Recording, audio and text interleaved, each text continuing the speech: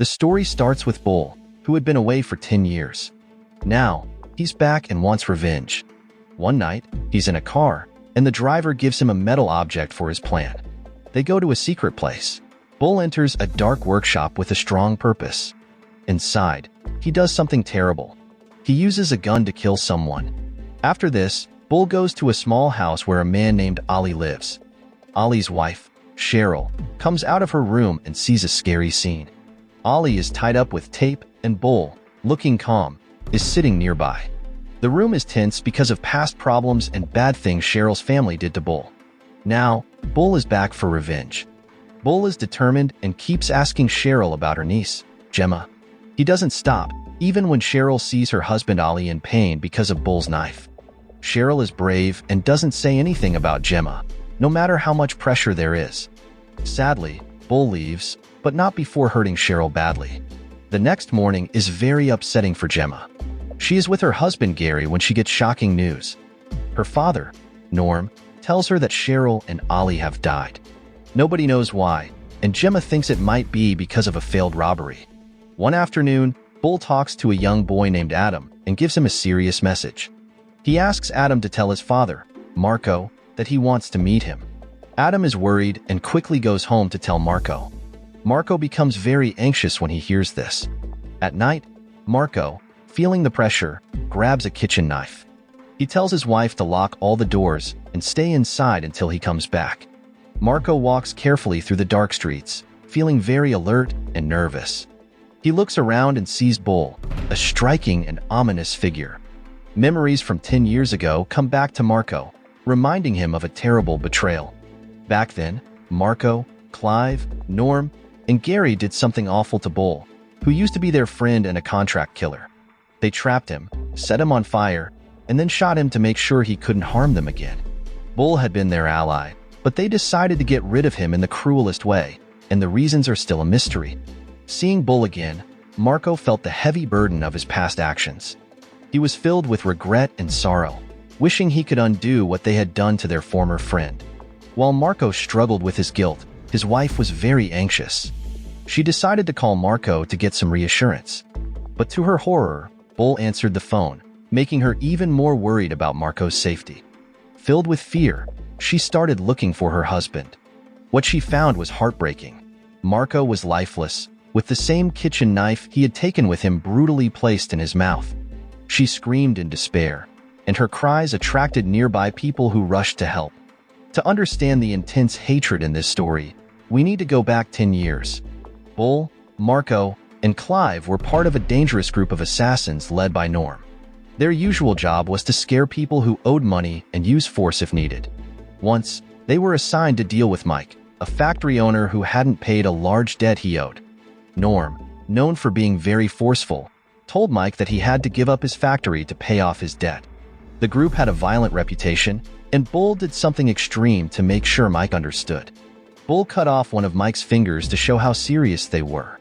Norm kept threatening Mike, saying he'd lose more fingers if he didn't agree.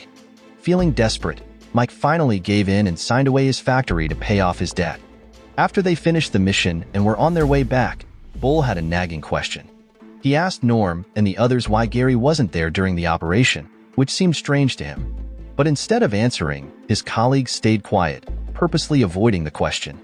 This silence made Bull even more suspicious.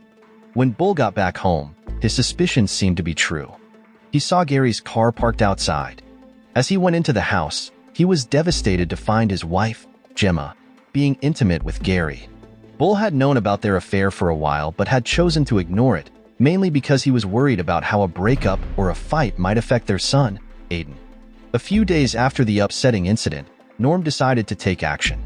He spoke to Bull, with Clive by his side, about the problems in Bull's marriage to Norm's daughter, Gemma. Norm clearly wanted Gemma to divorce Bull because he thought Gary would be a better partner for her. Bull wasn't surprised by this request because he knew Norm had hidden reasons. If Gemma married Gary, who was involved in a successful drug business, it would give Norm a direct link to the drug trade, helping him with his illegal activities. On the other hand, Bull's income was uncertain and relied on his work as a contract killer, which didn't fit into Norm's ambitious plans. Even though Bull had a violent job, he had a gentle side, especially with his son. Aiden. At home, Bull changed a lot. He became a loving and caring dad, showing Aiden a lot of love and attention. This side of Bull was very different from the tough and heartless contract killer image that many people had of him. One evening, after Aiden's bath, there was a knock at the door. It was Clive and Marco, with a message from Norm.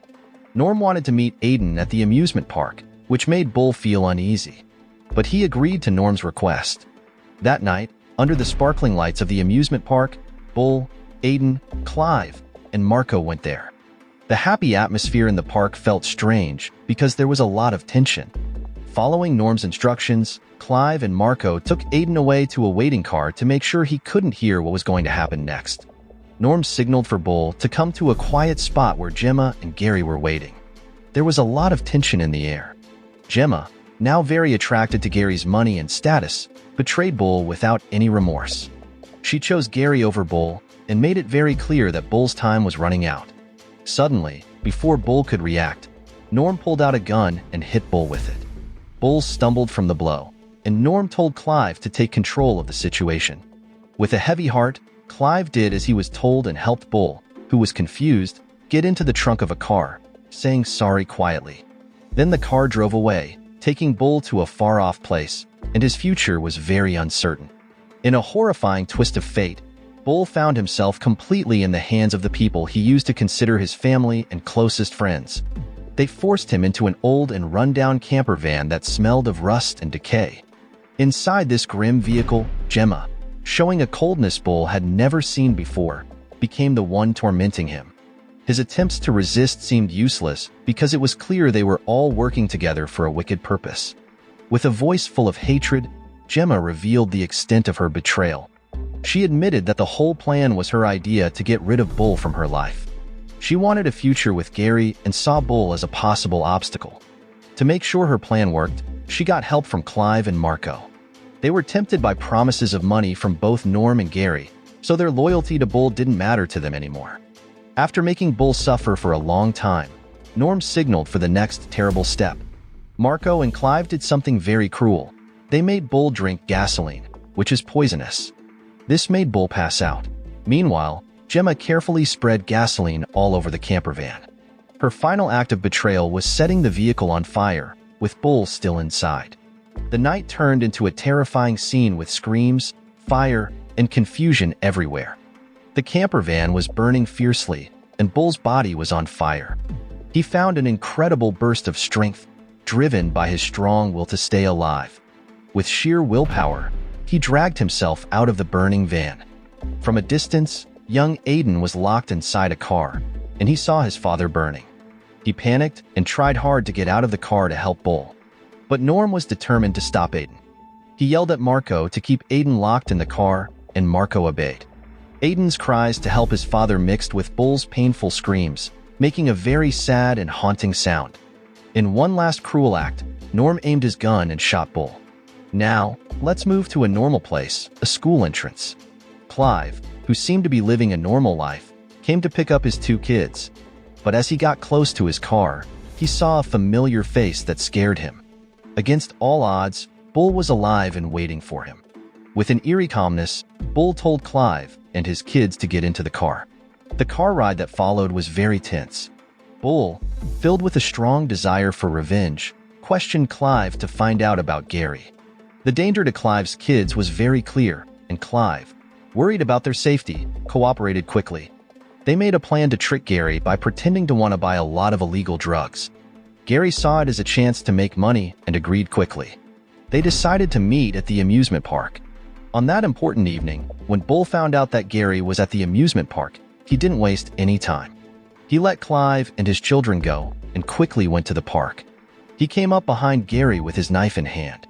This sudden and surprising appearance shocked Gary because he had believed Bull was dead for the past 10 years. But there was Bull, very much alive, and he looked determined. Bull told Gary to get on a teacup ride, and while it spun, Bull kept asking him about where Gemma was. Gary said he hadn't talked to Gemma since she left Bull. But Bull felt like Gary was hiding something, so he got frustrated and hurt Gary. When the ride stopped, Bull left quickly, leaving Gary behind, hurt and scared. After the incident at the amusement park, Bull kept searching for Gemma, which led him to a nightclub. Using his criminal knowledge, he identified a drug dealer in the busy club.